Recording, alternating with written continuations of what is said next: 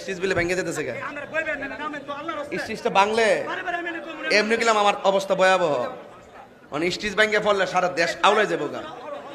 এমনি একবার এই দিন আমি মরছি না কয় মিলে মরে গেছি গা ফেসবুকে লেখছে তাহির হুজুর না ফেরার দেশে চলে গেছেন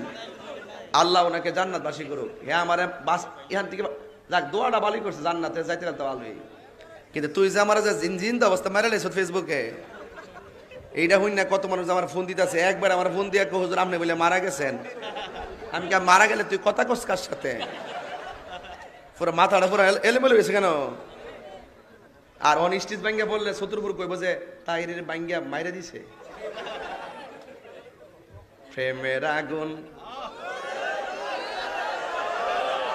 শোনেন আপনারা আমি বালা করেছি